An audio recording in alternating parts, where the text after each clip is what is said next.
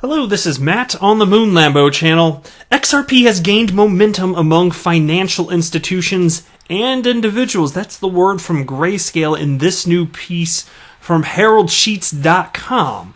Now, along the same lines as that, I have a new article talking about a real-world adoption, institutional adoption, from Grayscale. Take a look at this headline. Grayscale sees massive Bitcoin inflow, and it means institutions are here. Now, Grayscale, they're a hedge fund that has been around since 2013, specifically around cryptocurrencies, and that does include XRP. I've got some specifics for you on that.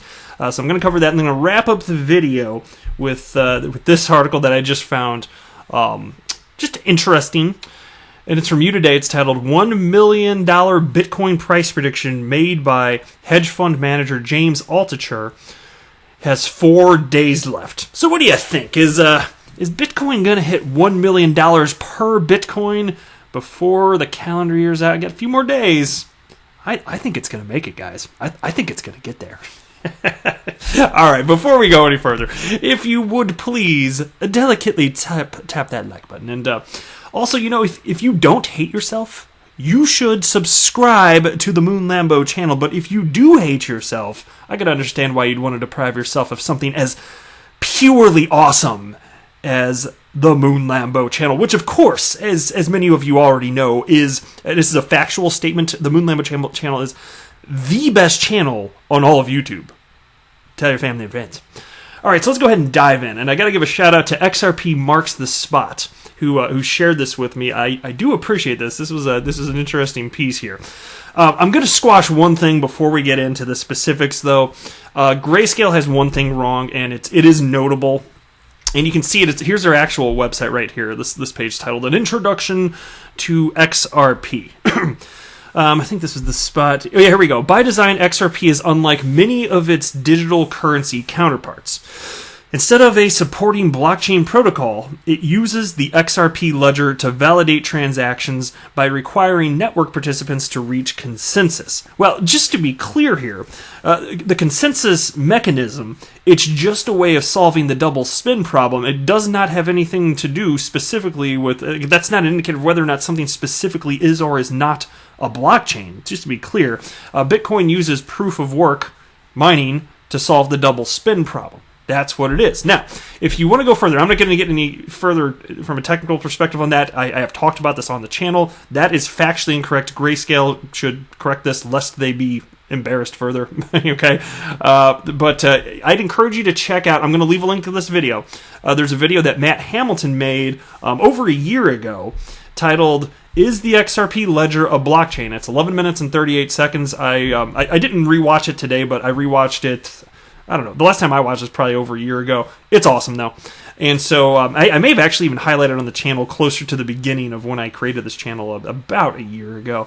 I encourage you to check that out. He's Matt Hamilton, and he's also on Twitter right here. He's a very notable XRP community member, sharp guy. He's a software engineer at IBM, which is unrelated to his interest in crypto, but still sharp guy, understands code and this and that.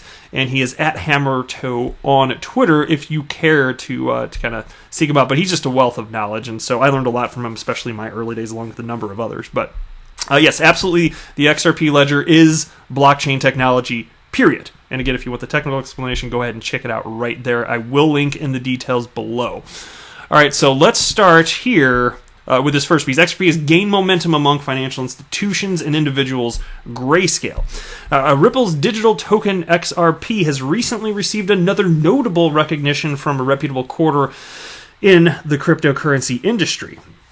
Going by a report shared a few hours ago by Grayscale, the digital currency asset management platform that offers single asset and diversified exposure through private and public fund, XRP has gained momentum among financial institutions and individuals. That's why I want to be clear. This is not just Bitcoin we're talking about here. Now, this remark was made about XRP in Grayscale's November 2019 report and shared on its official Twitter handle on November 24th. This update was expectedly greeted with a lot of interesting reactions from XRP community members. And here's the official tweet. This is December 24, 2019. XRP has gained momentum amongst both financial institutions and individual users. Why? Learn more about XRP in our Building Blocks report, aimed to help investors of all levels better understand the digital asset class. Right here, and I'll tell you, despite the quote-unquote lull, if I could use that term in terms of price action over 2019, I mean, Bitcoin, it's only up a measly 100% or so, year to date. I understand that the altcoins hasn't been a hot year for them, but things are cyclical. Not financial advice, but I suspect it won't stay that way. But I just want to state that even so, a lot of times when there's not when the prices are not as exciting, they're at a low. A lot of times historically, that is indicated not just for this asset class, but it's indicated that it's an excellent buying opportunity. When there's a lot of frenzy and prices are getting ramped up, historically, and again, not just for this asset class, true of stocks as well, typically, historically, kind of a very bad time to jump in. People FOMO into things, and then prices ultimately retrace. Sometimes they dramatically crater, in fact. And so, I'm just sharing with you where I come from on this. I'm happy to invest while there's less attention here, and I think that institutional investors, many of them get the picture, even at this point, and more are going to come on board. Cryptocurrencies not going away. XRP indeed has staying power, and I think that as institutions continue to parse out the differences between coins, utility the matter of utility, it will be paramount in determining how funds will be allocated when investing in this particular asset class. It's going to absolutely matter. And so Grayscale acknowledges XRP's fast transactions. Oh yes, that's a fun subheading. Grayscale says XRP is a native digital currency backed by XRP Ledger, the payment network based on peer-to-peer that performs almost instant transactions of money transferred across the globe.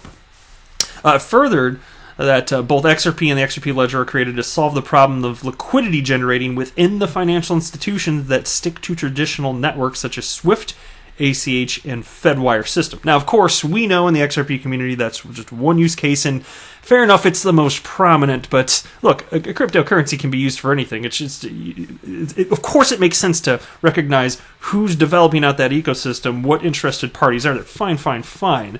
But it's doing much more than that currently. At least it's certainly being positioned to do much more. You can think about Coil, for example.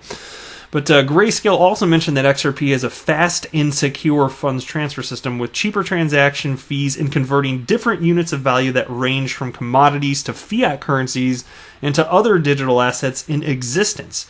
According to the report, the features mentioned above allow the network to possess the ability to capture the significant value of the global market that relatively is worth that $2 trillion right now. Now, and then they kind of wrap up here talking about what I just squashed at the beginning. I just want to get it out of the way, where they're stating that the XRP Ledger is not a blockchain. Again, just factually incorrect, and they should feel just mildly embarrassed. I don't hate them for it. They're just factually incorrect, and they should fix that. But that's the rest of what they talk about there. But I want to jump over to this. So Grayscale sees massive Bitcoin inflows, and it means institutions are here. Institutions have long been looked upon by Bitcoin and crypto investors as a mysterious force that would help catalyze the next major bull run. Throughout 2019, however, there was much less brazen institutional involvement than was previously expected, which greatly disappointed embattled investors. Now, I think that statement is very true. To me, that definitely rings true. People had this concept that there would be insane amounts of institutional money coming in, and there has been some. It's still heading that direction, but just insane amounts, and that surely by the end of 2019, that would have been enough of a catalyst to really get things going price-wise, and we haven't seen that yet. Even so, I still think there's something to that sentence, and I also state that it's my opinion that it still matters. Now, in spite of this, a recent report from a digital asset management group elucidates that institutions are, in fact, flooding into the crypto markets, and this trend is likely to spill over into 2020 and beyond. And so I just want to kind of share that sentiment, but absolutely, I'm firmly with this. Now, from this report, here we go. In Q3 2019, the Grayscale Bitcoin Trust experienced the heaviest quarterly inflows, which was $171.1 million in the product's 6-year history.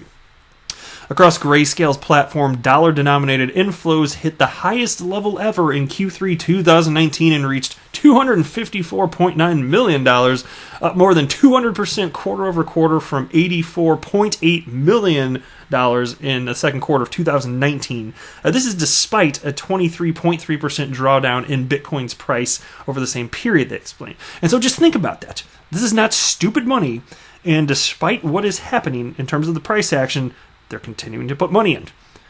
Think about it. And that's why I've long maintained that the concept that institutional investors are going to buy differently as far as the buying and selling in which they engage. It's going to be markedly different than the emotional buying and selling of retail speculators. And I think that we're seeing that here. You're seeing this type of money flow in right here. To me, it makes all the sense in the world. And so that's why I'm happy to sit tight. I'm not going to try and time the market. I'm not going to have emotional responses to any sort of altcoin price decrease in the calendar year of 2019. I don't care. I am Mr. XRP Bull, and I will not sell my XRP out of fear. Damn it. I'm not going to do it. Now, take a look at this. Here's a tweet from the Stock Supremacy, who wrote, "In order to have liquidity, you need liquidity. XRP is used to source liquidity. Banks don't have to tie up capital, which equals more capital to invest. Having liquidity means obtaining XRP. Banks will use this technology like a boomerang, keeping it in their position." Well, it depends on what you mean by that. The Stock Supremacy tagged me, so I want to give you a shout out. Hope you're listening, and thank you very much for tagging me, along with a bunch of others in the XRP community. Well, banks don't, just to be clear, and the way you wrote it, it's not that banks have to hold XRP. That's one of the coolest things about this. They don't have to provide the liquidity, and they still get to take advantage of XRP being utilized as a bridge currency. But absolutely, it's certainly true that this will diminish the need greatly of just the traditional Nostro Vostro accounts that are the world over, just dormant capital. And so absolutely, you're hitting the nail on the head with that. So anyway, thanks again for tagging me, and I just thought I'd give you a shout out, good sir. All right, lastly here, $1 million Bitcoin price prediction made by hedge fund manager James Altucher has 4 days left. So again, I think this guy's right. I think he's hit the nail on the head. Bitcoin's a little over 7,000. I am highly confident that it's going to rocket to $1 million in a matter of days. Not financial advice, but I firmly believe that. Because I'm Moon Lambo, damn it. And I say stupid things. All right, white wow, right? Just digressing from new records set by the U.S. stock market, CNBC's Carl Quintanilla took a jab at the Bitcoin price prediction made by a hedge fund manager, James Altucher. Quintanilla jokingly tweeted that Altucher had 4 more days for his forecast to materialize. And so here's the tweet on the screen, 4 days left.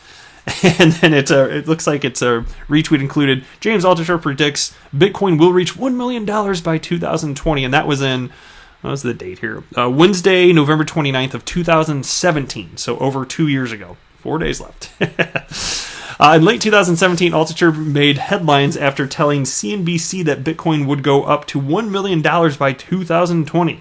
The stalwart libertarian made such an astonishing prediction when Bitcoin was sitting at around $11,000, nearing the peak of its historic rally. Well, it would not quite double, but still had a little ways to go in terms of dollar amount. Here's a quote from him. "There's 15 million millionaires around the world. All their financial advisors are going to say, hey, buy a Bitcoin. You need some exposure." Well, conceptually, that part makes sense to me still. But Altucher was deterred by Bitcoin's steep fall. In his recent Kitco interview, Altucher confirmed that his $1 million prediction was relevant, but he pushed the deadline a few years later. And here's a quote from him now, more recently. "Will it be $1 million in 2020? Maybe. Will it be 2021? 2022? Who knows?" So apparently, no longer in the prediction making game here.